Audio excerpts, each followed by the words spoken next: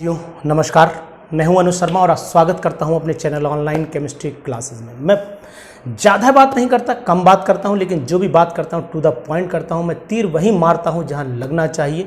बस इन्हीं शब्दों के साथ मैं आज आपको बता दूं कि क्वेश्चंस करने का तरीका क्या अपनाइएगा। यानी कि आप लोग जब पीजीटी एग्ज़ाम देते हैं, टीजीटी एग्ज़ाम देते हैं, चाहे वो केबीएस का हो, चाहे नवोदय का हो, चाहे वो आपका यूपी पीजीटी का एग्ज़ाम हो, यूपी पीजीटी में नेगेटिव मार्किंग अभी तक नहीं है, ये बात जान लीजिए अच्छे से। तो यानी यूपी पीजीटी में न्यूमेरिकल नेगेटिव मार्किंग नहीं, तो पहले एक तरफ से हम बात कर लेते हैं। पहले हम नेगेटिव मार्किंग जिसमें नहीं है उसमें क्या करना है और जिसमें नेगेटिव मार्किंग है उसमें क्या करना है, दोनों पे थोड़ा सा डिस्कशन आपके साथ करेंगे। और ये बहुत ज़रूरी हो जाता है क्योंकि आपको पेपर देना, पेपर में क्वेश्चन सॉल्व करना। अगर पेपर घर पे ले आओ तो पूरा ही सॉल्व कर दोगे, ये तो आप भी जानते हो, हम भी जानते हैं। लेकिन पेपर उस 2 घंटे में कैसे हो पाएगा? बस 2 घंटे का समय नहीं, आप मान के चलिए पौने 2 घंटे में आप 125 क्वेश्चन कर ले जाएं। ये सीखना है आपको। ये आपको हो सकता है, आप एक्सपीरियंस अनुभवी आदमी, आप लोगों ने भी पेपर दिए होंगे, लेकिन अपना अनुभव मैं इसलिए शेयर कर रहा हूं क्योंकि मैं इन चीज़ों से गुजर के आया हूं। मुझे पता है, मैं भी एक बार में नहीं निकला हूं, मैंने भी 2-4 ट्राई मारे हैं। यानी कि आप ये मान के चलिए कि ये सब आपके साथ इसलिए शेयर कर रहा हूं कि आप ये गलती न करिएगा। क्या गलती है सुनिएगा ध्यान से, पूरी वीडियो में बने रहिएगा। मैं आपको बताता हूं कि क्या करना चाहिए। सबसे पहले मैं आपको बता दूं कि आप केवल थ्योरेटिकल क्वेश्चन, नंबर 1, कितनी स्टेप में क्वेश्चन को डिवाइड कर देना है। 125 क्वेश्चन में से 100 की गिनती पार करते ही सिलेक्शन 100% हो जाएगा आपका, ये बिल्कुल पक्का है। लेकिन पहले कौन से करें, बाद में कौन से करें और लास्ट में कौन से करें, और जो ना है उन पे फिर तो जय हिंद करना ही है, कोई बात ही नहीं। आपको पता ही है कि 100% तो कोई होता ही नहीं है, ठीक है ना। 100% आप हैं ना 100% ये, और जो कहता है कि मैं 100% हूँ तो उससे बड़ा कोई दुनिया में बेवकूफ़ नहीं होगा, ये बात ध्यान रखिएगा। तो मैं आपको बताऊं, सबसे पहले आप क्या करिएगा, जो थ्योरेटिकल क्वेश्चन है पूरे पेपर में 125 में अगर 50 क्वेश्चन 100% थ्योरेटिकल मिल जाते हैं, उन 50 पे फटाफट टिक लगा लीजिए। यानी कि थ्योरेटिकल मतलब डायरेक्ट जो आपको आते हैं। जैसे क्वेश्चन कोई आया कि which element is used in carbon dating, लगा दीजिए कार्बन 14, ठीक। या फिर आ गया कि सपोज कर लीजिए कि फार्मूला ऑफ एस्पिरिन, लगा दीजिए फटाफट।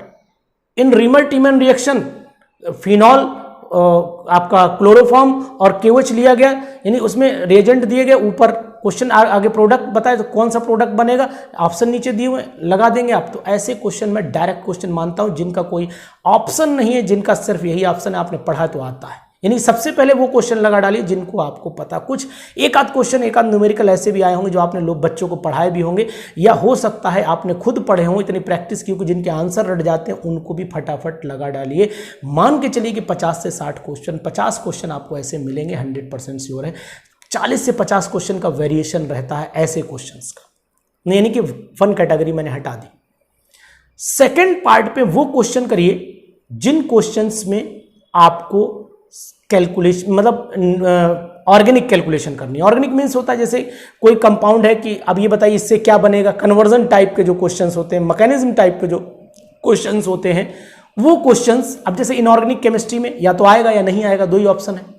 यानी जैसे आया कि atomic radius of this the more atomic radius of element is, नीचे ऑप्शन, तो याद है तो ठीक है, वरना फिर बैठिए, कोई दिक्कत नहीं। तो मतलब कहने का है कि पहले वो क्वेश्चन कर डालिए जो इनऑर्गेनिक से जुड़े हुए हों। जैसे formula of plaster of Paris बहुत पूछा गया, देख लीजिएगा आप पेपर उठा करके। जियोलाइट का फार्मूला बहुत पूछा गया है।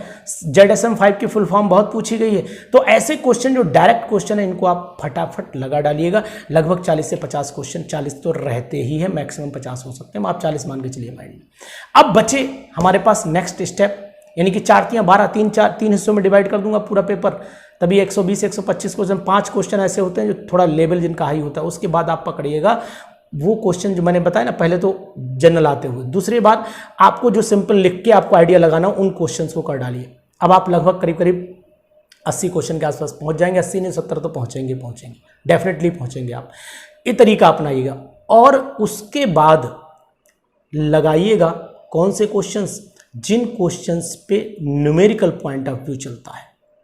न्यूमेरिकल पॉइंट ऑफ व्यू का मतलब होता है जैसे कि आप क्या होता है, इंक्रीजिंग डिक्रीजिंग ऑर्डर वाले क्वेश्चन थोड़ा लास्ट में रोकिएगा, क्योंकि ये माइंड कंज्यूम करते, कंफ्यूजन बहुत पैदा करते हैं ये।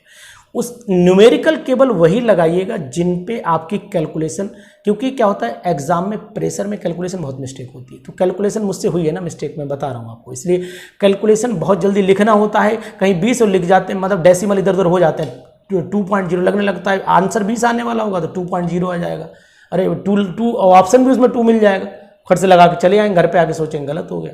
तो ऐसे क्वेश्चन की कैलकुलेशन आप जरा शांत माइंड से करिएगा, यानी उधर क्वेश्चन का टाइम जो आपने बचाया उधर टाइम दे दीजिएगा। अब आपसे जो क्वेश्चंस नहीं हो पाए हैं उन न्यूमेरिकल्स पे अभी लोड ना डालिए। अब क्या करिए, कुछ क्वेश्चन ऐसे होंगे जो माइंड में कंफ्यूजन पैदा करके छोड़ दिए होंगे, वो क्वेश्चन अब कर डालिए। तरीका मैंने इससे पहले बता दिया कि गोले कैसे काले करने हैं, है ना, वो गोले काले करने का तरीका आपको बताया था। अब आपने दूसरे पार्ट के क्वेश्चन कर डाले। तीसरे पार्ट में आपने क्या किया है कि तीसरे पार्ट में अब बचेगा स्पेक्ट्रोस्कोपी, हाइड्रोसाइक्लिक कंपाउंड्स बचेंगे, एल्कलॉइड्स बचेंगे, ड्रग्स बचेंगे और डाइज बचेंगे।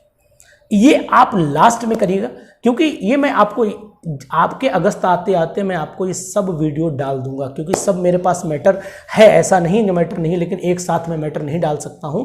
कारण सिर्फ ये है कि एक साथ डिटेल ना आप पढ़ पाएंगे ना मैं पढ़ा पाऊंगा, दोनों बातें, क्योंकि उनसे रिलेटेड चीज़ें भी आपको बतानी रहती हैं।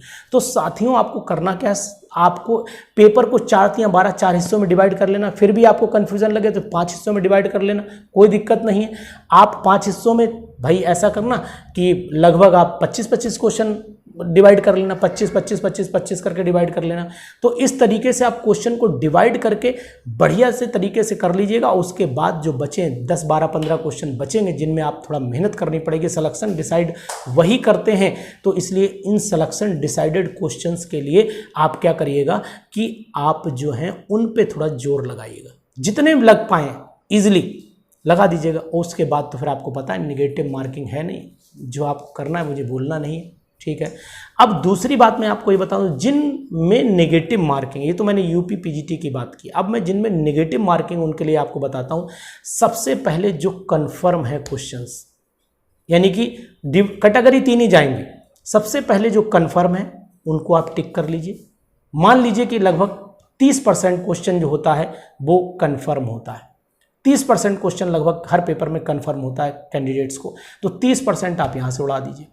30% में आपको कैलकुलेशन, डेरिवेशन, फार्मूला, कुछ वैल्यू जैसे वेंडर वाली इक्वेशन आ गई तो वेंडर वाली इक्वेशन में आपको कैलकुलेशन ए और बी की करनी ही पड़ेगी, याद है तो बहुत अच्छी बात है, यूनिट आपको निकालनी ही पड़ जाती कभी कभी। तो ये सब चीज़ें सेकंड पार्ट में रख लीजिएगा, यानी 50% पे आप चले जाएंगे। उसके बाद रिमेनिंग जो 25% बचेगा उस 25% में ऑर्गेनिक उठा लीजिएगा, कन्वर्जन है, नेम रिएक्शंस हैं, है ना, उसके बाद डिफरेंसेस हैं, ये सब उठा लीजिएगा। कुछ फार्मूले पूछ लिए जाते हैं, जैसे कभी मेसिटाइलिन का फार्मूला पूछ लिया, किसी का आईपीसी नेम पूछ लिया, ये सब चीज़ें आप थर्ड पार्ट में डाल दिए। 75% पे पहुंच गए ना।